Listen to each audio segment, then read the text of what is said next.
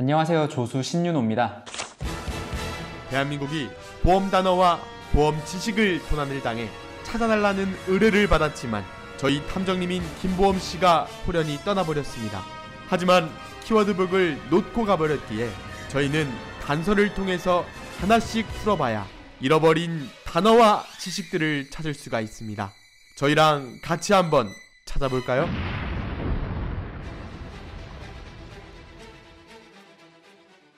오늘은 2대 진단비인 뇌, 심장의 필요성을 간단하게 설명드려서 왜 암 진단비도 중요하지만 이러한 2대 진단비인 뇌, 심장 진단비가 중요한지 같이 알아보는 시간을 가지면 좋을 것 같습니다.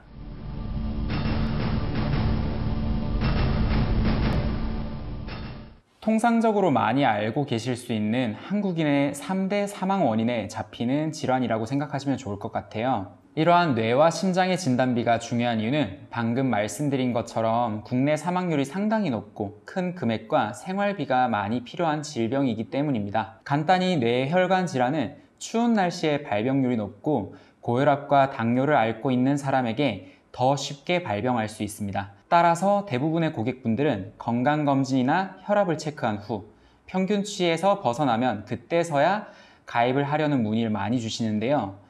당연히 병력이 있다면 보험 가입 시에 불이익이 있기 때문에 미리미리 큰 금액이 아닌 작은 보험료로 미리 준비를 해두시는 게 가장 효율적입니다. 보험의 특약 중 뇌혈관 진단비, 뇌졸중 진단비, 뇌출혈 진단비 이렇게 세 가지가 있는데요. 이러한 부분을 조금 디테일하게 설명하자면 뇌혈관 질환은 크게 두 가지로 분류되게 되며 막히거나 터지거나 하는 증상이 나타날 수 있습니다. 첫 번째, 뇌 안에서 혈관이 터져서 생기는 질병은 뇌혈관 발작이라고 하며 문제가 생긴 혈관 부위에서 혈액이 새어나와 뇌 안에 고여서 주위의 뇌조직을 압박하여 손상하게 만드는 질병입니다. 출혈성 뇌졸중이라고도 하면서 쉽게는 뇌출혈이라고 이야기하기도 합니다.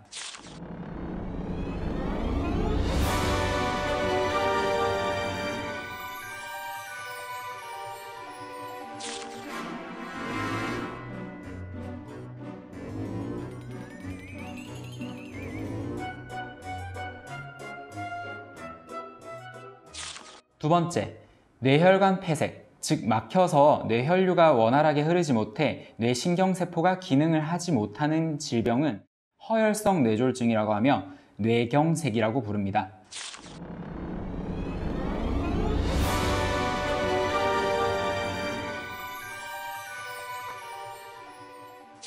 하지만 이러한 증상들이 되기 전에 애매한 상황의 뇌혈관 질환이 발병을 한다면 뇌졸중, 뇌출혈 진단비가 아닌 뇌혈관 진단비에서 보험금을 받아가실 수 있기 때문에 보장 범위가 훨씬 넓은 뇌혈관 진단비를 준비하셔야 합니다. 본인의 보험에 뇌혈관이 아닌 뇌졸중 혹은 뇌출혈 이러한 진단비만 있으시다면 꼭 연락 주셔서 확인을 받아보시는 게 좋을 것 같아요.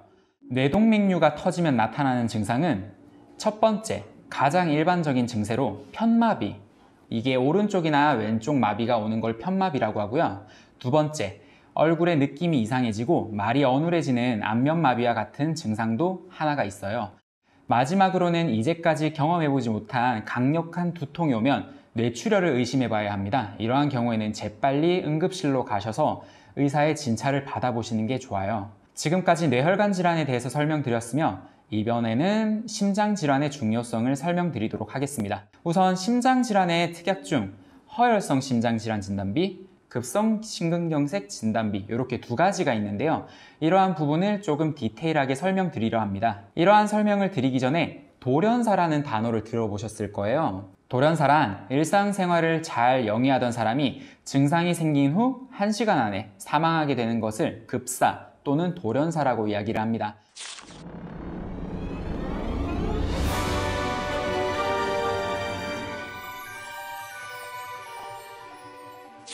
이런 돌연사의 원인 중 대부분은 심장이고요.